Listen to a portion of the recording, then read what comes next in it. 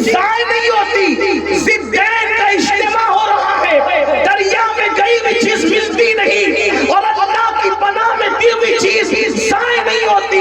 موسیٰ علیہ السلام کی امی نے صندوق کو یہ کہہ کے دریا میں ڈال دیا, مولا اس بچے کو میں تیری پناہ میں دیتی ہوں, اور جس سے تیری پناہ ہو جائے, جس کو تو اپنی پناہ عطا کر دے, وہ چیز ضائع نہیں ہوتی. ماں نے توکل کے ساتھ, اللہ پہ بھروسے کے ساتھ دریا میں بچے کو ڈال دیا, اور واقعہ آپ جانتے ہیں, اس کی تفصیل میں نہیں جاتا. پھر وہ صندوق بہتے بہتے فرعون کے گھر کی نہر میں چلی گئی. آسیہ کے ساتھ فرعون موجود تھا. حضرت آسیہ نے صندوق کو دیکھا, اور صندوق کو جب اٹھایا اور اٹھانے کے بعد کھولا تو دیکھا کہ بچہ مسکرا رہا ہے. فرعون نے کہا شاید یہ وہی بچہ ہے جس کا مجھے خواب دکھایا گیا. فرعون نے کہا, فرعون کو آسیہ نے کہا کہ یہ تیرا خام خیال ہے, ارے تو ناولد ہے, ہمیں کوئی بچہ نہیں ہے, اسی کو بیٹا بنا لیتے ہیں. اور اس کے بعد فرعون کے دماغ میں بات بیٹھ گئی. اب فرعون نے کہا اچھا ہمارے محل میں جو کنیزیں ہیں اس سے میں دودھ پلواؤں گا.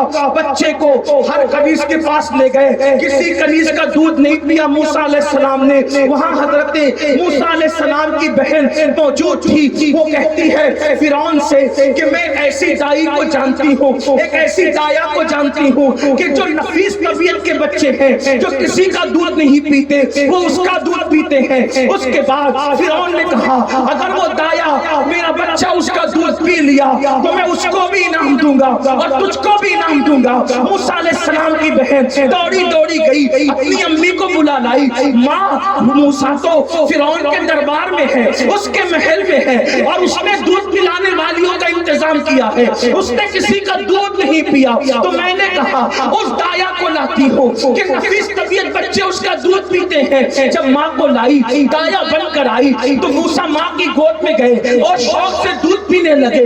تو فرعون نے ایک سکہ نکال کر کے دیا اور کہا کہ آیا جایا کرنا اور میرے بچے کو دودھ پلایا کرنا.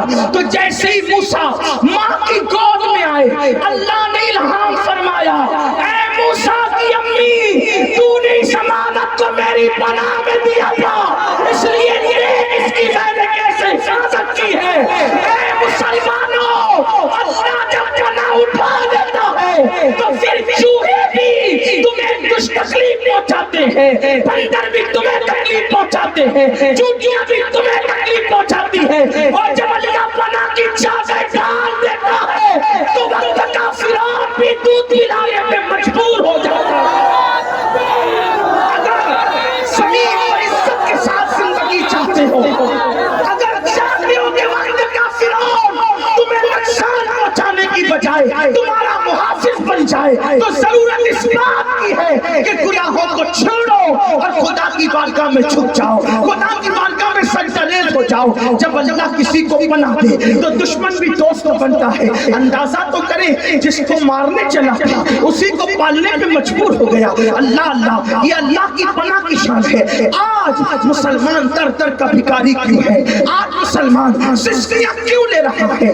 30 35 سال کی بچیاں بغیر رشتے کے گھروں میں کیوں بیٹھی ہوئی ہے؟ آخر مسلمان لا علاج بیماریوں میں کیوں مبتلا ہے؟ ہمارے دکھوں کی وجہ کیا؟ ہماری تکلیفوں کی وجہ کیا؟ قرآن کہتا ہے وَمَا أَصَابَكُم مِّن مُّصِيبَةٍ فَبِمَا كَسَبَتْ أَيْدِيكُمْ, کہ تم پر جو بھی مصیبت آتی ہے وہ تمہارے گناہوں کی وجہ سے ہے.